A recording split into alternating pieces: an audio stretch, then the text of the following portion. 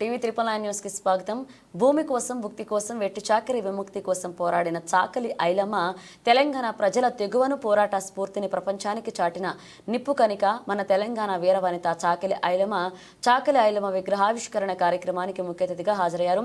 రాష్ట్ర పంచాయతీరాజ్, గ్రామీణాభివృద్ధి, స్త్రీ శిశు సంక్షేమ శాఖ మంత్రి దనసరి అనసూయ సీతక్క ఈరోజు ఏటూరు నాగార కార్యక్రమంలో ఎమ్మెల్సీ బస్వరాజు సారయ్యతో పాటు ఓఎస్డీ మరియు రజక సంఘ జిల్లా మండల నాయకులు, కాంగ్రెస్ పార్టీ రాష్ట్ర జిల్లా బ్లాక్ మండల గ్రామ నాయకులు, కార్యకర్తలు పాల్గొన్నారు.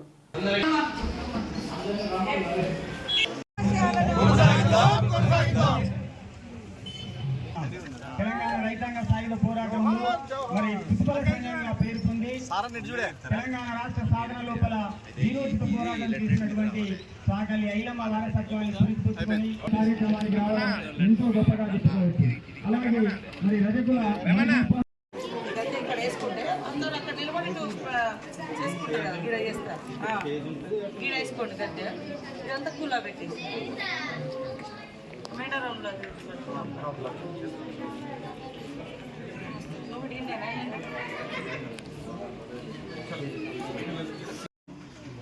ఎవరు బిడ్డవును? మీ నాన్న పేరు చెప్పు. నీ దోస్తు ఎవరన్నా వచ్చినా నువ్వు ఒక్కదాని వచ్చినా? ఒక్కదానివేనా? మరి ఇంత దూరం వచ్చినా ఆడలేదు రాష్ట్రం ఎవరున్నారు? రోడ్ అవుతాను, రోడ్ ఇవ్వను, రోడ్ ఇవ్వతాను. ఎస్టీసా నాయకపోడు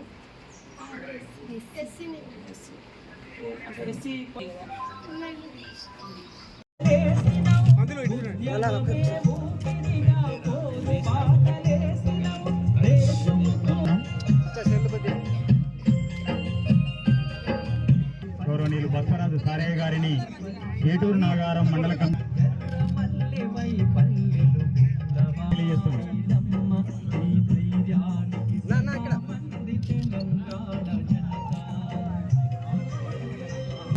దయచేసి సహకరించాల్సిందిగా మనం చేస్తూ గారిని వేదిక మీదకి సాదరంగా ఆహ్వానిస్తున్నాం. Madam please welcome to the dais. ప్రజాసేవే పరమావధిగా మరి ఆదివాసీ గిరిజనులకు సేవలు అందించి ఈ ప్రాంతంలో కలియుగ సమ్మక్కగా పేరు పొందినటువంటి సీతక్కను వేదిక మీదకి ఆహ్వానిస్తున్నాం. అక్క ప్లీజ్. మరి చిట్యాల ఐలమ్మ వారసత్వాన్ని పుణిపుంచుకొని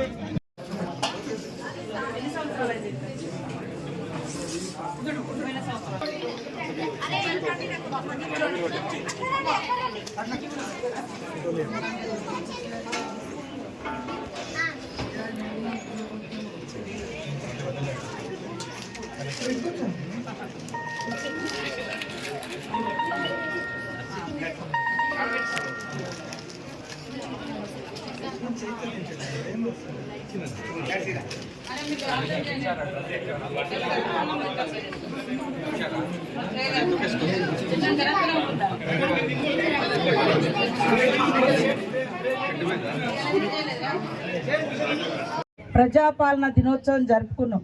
అంటే ప్రజల ఈ తెలంగాణ ప్రాంతాన్ని అంతా కూడా మరి అప్పుడు నిజాం రాజు పరిపాలించింది కాబట్టి భారతదేశంలో కలపలే. ఇది సపరేట్ రాష్ట్రంగా, సపరేట్ ప్రాంతంగా, రాజ్యంగా ఉంటే ఇలాంటి వీరవనితల పోరాటాలు అన్నింటి దృష్టిలో పెట్టుకొని మరి తర్వాత ఆ రోజు నెహ్రూ గారు ఈ యొక్క ప్రధానిగా ఉండి ఈ ప్రాంతాన్ని కూడా ఇక్కడ కమ్యూనిస్టుల పార్టీల నాయకత్వంలో స్థానికంగా కూడా కాంగ్రెస్ నాయకులు కూడా ఆనాటి నాయకులు మా ప్రాంతం కూడా భారతదేశంలో విలీనం కావాలి, ఈ రాజుల పరిపాలన పోవాలి, దొరల పరిపాలన పోవాలి, విముక్తి జరగాలి, మరి అందరికీ స్వేచ్ఛ రావాలి, ప్రజాస్వామ్యం ఉండాలి అని పోరాడిన దాంట్లో మన చాకలి ఐలమ్మ గారు ఒక వీర వనితగా మనందరికీ ఆదర్శం. కాబట్టి వారి జీవితాన్ని స్ఫూర్తిగా ఎల్లవేళలా ఒక ప్రశ్నించే గొంతుక కోసం, ఒక అణిచివేత జరిగినప్పుడు, అన్యాయం జరిగినప్పుడు ఆమె యొక్క స్ఫూర్తి మనందరికీ ఉంటుంది. వాస్తవానికి ఒకప్పుడు చూస్తే మరి వెట్టి చాకరీ ప్రతి దగ్గర వెట్టి చాకరీ అంటే ఏం కూలి గీలి ఏం లేదు, పని చేసి రావాలి, అది పెద్దోళ్ళకు మనం చేయాలి, అది అట్లా ఒక వ్యవస్థగా ఉండేది. అది ఎట్లుంటుందని ఆమె కర్ర బట్టి పోరాటం చేసింది, గుత్ప సంఘం బట్టి పోరాటం చేసింది, మరి దేశముఖులను, దొరలను తరిమి కొట్టింది. ఆమె భూమి ఆక్రమణకు గురైనా కూడా ఎదిరించింది. అట్లాంటి వాళ్ళందరినీ మన భూములలో మనమే కూలీలం అవడం ఏంది, మనం ఏంది ఈ వెట్టి చాకిరి ఎందుకు, ఇదేమన్నా తలరాత పేరు ప్రతిష్ట వారి స్ఫూర్తి ఉండాలని సీఎం రేవంత్ రెడ్డి గారు ఈ మధ్య కాలంలోనే కోటి ఉమెన్స్ కాలేజ్ అంటే మరి చాలా పాత అంటే చాలా చరిత్ర కలిగినటువంటి కోటి ఉమెన్స్ కాలేజ్ మహిళా కళాశాల, మరి ఆ కళాశాలకు చాకలి ఐలమ్మ గారి పేరు పెట్టడం జరిగింది. అదేవిధంగా మరొక బీసీ నాయకుడు మరి ఆ రోజు తెలంగాణ కోసం పోరాడి పదవులను సైతం త్యాగం చేసి మళ్ళీ తెలంగాణ వచ్చేంత వరకు ఏ పదవులలో ఉండను అని చెప్పి పోరాడి బరిగీసి నిలబడ్డటువంటి కొండా లక్ష్మణ్ బాపూజీ గారి పేరు మీద కూడా మరొక స్కిల్గా హ్యాండ్లూమ్కి సంబంధించినటువంటి యూనివర్సిటీకి వారి పేరు కూడా పెట్టడం జరిగింది. అదేవిధంగా ఇవాళ పదవులు అంటే కుటుంబాలకు కాదు, మరి ఇలాంటి పోరాట వారసత్వం ఉన్నటువంటి వాళ్ళకి ఇవ్వాలని ఆమె మన్మరాల్ని కూడా మహిళా కమిషన్లో మెంబర్గా కూడా తీసుకోవడం జరిగింది. ఇట్లా చాలా విషయాలలో ఒక సామాజిక స్పృహతోటి ఈ యొక్క స్వేచ్ఛ స్వతంత్రానికి కారణమైనటువంటి ఉద్యమకారులను గుర్తించాలి అనే లక్ష్యంతో సీఎం రేవంత్ రెడ్డి గారు కూడా ప్రత్యేక చొరవతో ఇవన్నీ చేయడం జరుగుతుంది. అదేవిధంగా మా సోదరులు మరి 102 జీవో వాస్తవానికి అది ఎవరికి బయటికి తెలియదు, వచ్చింది కానీ ఇంప్లిమెంటేషన్లో లేదు. కాబట్టి ఖచ్చితంగా అది బయటికి తీసుకొద్దాం. ఏ లక్ష్యంతో అయితే ఆ యొక్క జీవోలు వస్తున్నాయో ఆ జీవోలు ఖచ్చితంగా ఇంప్లిమెంటేషన్ అయినప్పుడే వాటి యొక్క సార్థకత ఉంటుంది, ఆ వర్గాలకు న్యాయం జరుగుతుంది. అదేవిధంగా ఇంకా కొన్ని విషయాలు కూడా బిల్డింగ్ సంబంధించి స్థలానికి సంబంధించినటువంటి పెండింగ్ కూడా ఉంది. అది నేను సారన్న గారు ఇద్దరం కూడా మరి సీఎం గారి దగ్గరికి వెళ్ళి తొందరగా క్లియర్ చేసేటువంటి తల్లి. ఇవాళ చాకలి ఐలమ్మ అంటే కొంతమంది చాకలోళ్ళ కోసమే చేసిందేమో అనుకుంటారు, కానీ ఆమె పోరాటం మా అందరికీ స్ఫూర్తి. నేను కూడా అక్కడ నుంచే ఆ పోరాటాల స్ఫూర్తితోటే మేము కూడా ఉద్యమాలు చేయడం జరిగింది. కాబట్టి ఆ తల్లి విగ్రహావిష్కరణకు ఇచ్చేసినటువంటి సోదరులు అక్కిరా శ్రీనివాస్ గారు ఒక ఉద్యమాభివందనం తెలియజేస్తా ఉన్నాను.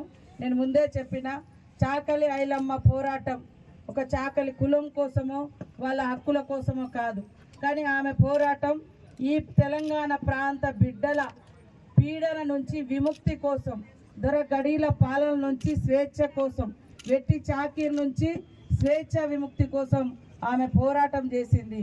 కాకపోతే ఆమె కులమే ఆమె ఇంటి పేరులాగా మారిపోయింది. కానీ ఆమె ఎక్కడున్నా కూడా అంటే ఎక్కడ ఆమె ప్రస్తావన వచ్చినా సీఎం రేవంత్ రెడ్డి గారు పక్కాగా చాకలి ఐలమ్మ వీర వనిత పోరాట స్ఫూర్తి అనే ప్రతి చోట అప్పుడు ఇప్పుడు అధికారంలో ఉన్నా కూడా ప్రతి చోట తీస్తూనే ఉంటాడు, వారికి నివాళులు అర్పిస్తూనే ఉంటాడు. కాబట్టి ఈరోజు మనం అనుభవించే స్వేచ్ఛ స్వతంత్రాలు, ఈ వెట్టి విముక్తి, ఈ వెట్టి చాకిరి నుంచి స్వేచ్ఛ ఇవన్నీ వచ్చినాయి అంటే మరి చాకలి ఐలమ్మ గారు, ఇటు దొడ్డి కొమరయ్య గారు, అటు కొమరం భీమ్ గారు, మరి అదేవిధంగా ఎంతోమంది అక్కడ ఉన్నటువంటి ముట్టు అనే తేడా లేకుండా అందరికీ సేవ చేసేది రజక కులం. అందరి ఇళ్లలో మరి బట్టలు తీసుకొచ్చి ఉతికేది.